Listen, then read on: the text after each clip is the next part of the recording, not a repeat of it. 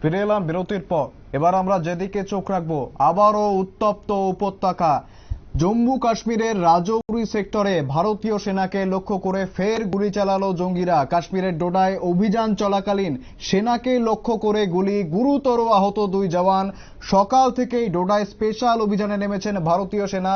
চলছে গুলির লড়াই। আবারও জানাবো, আবারও উপত্যকা উত্তপ্ত। কাশ্মীরের রাজৌরি সেক্টরে ভারতীয় সেনাকে লক্ষ্য করে ফের গুলি চালালো জঙ্গিরা। কাশ্মীরের ডোডায় অভিযান চালানোকালীন সেনাকে লক্ষ্য করে গুলি, গুরুতর আহত 2 জওয়ান। আমাদের সঙ্গে রয়েছেন কার্গিল যুদ্ধে জয়ী সেনাকর্তা, প্রাক্তন সেনাকর্তা মোহন রাও। তিনি রয়েছেন আমাদের সঙ্গে সরাসরি ফোন লাইনে। আমি একটু আসবো মোহন স্যারের কাছে। স্যার, এই যে গোটা পরিস্থিতি, কি বলবেন? দেখুন, এটা তো পরিষ্কারই ছিল যে লোকসভা নির্বাচনের আগে এবং লোকসভা নির্বাচনের পরে কংগ্রেস যেই রাজনীতিটা করার চেষ্টা করছিল, সেটাই ওনারা, যেহেতু পাকিস্তানকে সবসময় একটা সাপোর্ট কংগ্রেস পার্টির পক্ষ থেকে দেওয়া হয়েছে, তাই আজকে দেখুন আপনি, কাশ্মীরটা ঠান্ডা হয়েছে। এবারে ওনারা দেখে নিয়েছে যে জম্মুটা বেসিক্যালি হিন্দু অধিশস্ত জায়গা, যেখানে হিন্দুরা বেশি থাকে। তো সেই জায়গায় এবারে জম্মু রিজনে মানে উত্তপ্ত করে ওখানে যাতে হিন্দু যারা আছেন তারা ওখান থেকে মানে পলায়ন করেন, যে জায়গাগুলো ছেড়ে চলে যান, সেই সিদ্ধান্ত নিয়ে জঙ্গিরা এই কাজটা চালাচ্ছে, যেন আগামী দিন নির্বাচন যাতে আবার, যেটা ওনারা চাইছে যে জম্মু কাশ্মীরকে ডিস্টার্ব করে ওখানে ওদেরই সরকার হোক, এটাই হচ্ছে মেইন উদ্দেশ্য। জঙ্গিদেরকে প্রশ্রয় তো পাকিস্তানের মাধ্যম থেকে দেওয়াই হচ্ছে। আইএসআই এবং যারা ভারত বিরোধী যারা শক্তি এবং দল, তারা সব এক জায়গায় জুটেছে এবং তারা প্রচুর চেষ্টা করেছে যাতে থার্ড টাইমের জন্য মোদী সরকার কেন্দ্রে না আসে। তাই এখন আপনি দেখুন যে নির্বাচন হয়ে 3 মাসও হয়নি, লাগাতার জম্মু রিজনে জঙ্গি হামলা হচ্ছে এবং এটার পরিষ্কার আজকে দেখুন কোনো রাজনৈতিক দল এই জঙ্গি হামলার নিন্দা করছে না, কিন্তু আমরা একদম তরতাজা যুবককে হারাচ্ছি, সেনা কর্মীকে হারাচ্ছি, অফিসারদেরকে হারাচ্ছি, যারা রাষ্ট্রীয় রাইফেলের যারা জওয়ান অফিসার অ্যাম্বুশে ক্ষতিগ্রস্ত হয়েছেন। তো সেই জায়গা থেকে আজকে আমরা যে দেখতে পাচ্ছি যে ভারতকে কিভাবে বিগঠিত করা হবে, ভারতকে কিভাবে ডিস্টার্ব করা হবে, এই হচ্ছে এখন মেন ষড়যন্ত্র কংগ্রেস এবং তার সমর্থিত দলগুলি। আচ্ছা, আমি একটু আসবো মোহনবাবুর কাছে। এই যে পাক যোগ পাওয়া যাচ্ছে এবং বিভিন্ন সময়ে দেখা যাচ্ছে যে যারা টেরোরিস্ট রয়েছে, যারা জঙ্গি রয়েছেন, তাদের কাছে অত্যাধুনিক হাতিয়ার রয়েছে যেগুলি আমেরিকাতে তৈরি, এমনও সেনা সূত্রে খবর পাওয়া গেছে এখনো পর্যন্ত। এই যে গোটা পরিস্থিতি, এ তো ভয়ঙ্কর, কি বলবেন আপনি?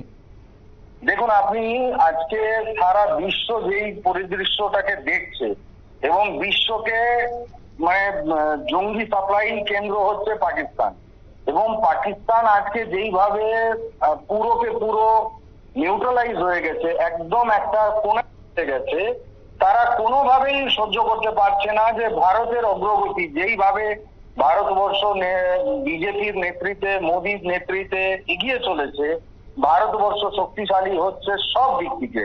এটা আর্থিক বলুন, সামরিক বলুন বা অর্থনৈতিক ভাবেও বলুন, এবং উন্নয়নের মাধ্যম থেকেও ভারতবর্ষ আজকে শক্তিশালী। তো সেই জায়গায় কিভাবে ভারতকে ডিস্টার্ব করা হবে, এবং এই ডিস্টারবেন্সের জন্য আজকে যে জায়গায় যে দেশে নির্বাচন হয়েছে, সেই জায়গায় নির্বাচনগুলোকেও ডিস্টার্ব করা হয়েছে। আজকে আপনি দেখুন, ফ্রান্সকে ডিস্টার্ব করে দেওয়া হলো, ইটালি ডিস্টার্ব হয়ে গেল, তারপরে আপনার আমেরিকাও পর্যন্ত আজকে যে একজন এক্স প্রেসিডেন্ট, এত সিকিউরিটির মধ্যেও ওনাকে গুলি চালানো হয়েছে, ওনাকে মেরে দেওয়ার একটা চক্রান্ত হয়েছে। তার মানে এটা পুরো একটা সারা বিশ্ব জুড়ে যে বামপন্থী বিচারধারা এবং তার সাথে সাথে যারা ভারতবর্ষকে সেই চোখে দেখতে পাচ্ছে না, আর তার পাউন্ড গুলো হচ্ছে, তার এজেন্ট গুলো হচ্ছে কংগ্রেস, সমাজবাদী পার্টি, তৃণমূল কংগ্রেস এবং অন্যান্য দলগুলো, যারা প্রকৃতভাবে ওই ভারত বিরোধী দল থেকে চাঁদা নিয়েছে, তাদের পয়সায় তারা নির্বাচন লড়েছে। কিভাবে ভারতকে খণ্ডিত বিখণ্ডিত করা হবে, তার ভেতর থেকেও ষড়যন্ত্র চলছে এবং বাইরে থেকে জঙ্গি হামলা চলছে। শুনুন, আজকে ভারতবর্ষ সামরিক দিক থেকে খুবই মজবুত। আমরা চাইনাকে পর্যন্ত পুরো একদম চোখে চোখ রেখে তাকে তার জায়গায় পৌঁছে দিয়েছি। সুতরাং এই যে জঙ্গি হামলা, এটা যেভাবে পাকিস্তানি সমর্থিত জঙ্গিরা ভারতবর্ষে বিভিন্ন জায়গা থেকে, দেখুন ভারতবর্ষের বর্ডার অনেকটাই পোরস, পাকিস্তানের সাথে যে লাগোয়া বর্ডার পুরোটাই পোরস আছে, কিন্তু অনেকটা বর্ডার আমরা কভার করতে পেরেছি। কিন্তু যে ডোডা বলুন, রাজৌরি সেক্টরে আমি নিজে দেখেছি, 25 এর মধ্যে আমাদের যে ইউনিট ছিল, আমি সেখানে পোস্টিং ছিলাম, সেটা খুবই একটা ভয়ঙ্কর জায়গা। রাজৌরি, পুঞ্চ, ডিম্বার গলি, এই সব জায়গায় জঙ্গিদের আক্রমণ এবং সমর্থন। মেইন হচ্ছে জঙ্গিদেরকে ঘরে বসিয়ে তাদেরকে দুবেলা ভাত খাওয়ানো, এটা হচ্ছে ওখানকার লোকাল সাপোর্ট। এবং যখন ওরা এখানে চলে আসে তাদেরকে পুরোপুরি ইনফ্রাস্ট্রাকচার সাপোর্ট লোকালরাও করছে।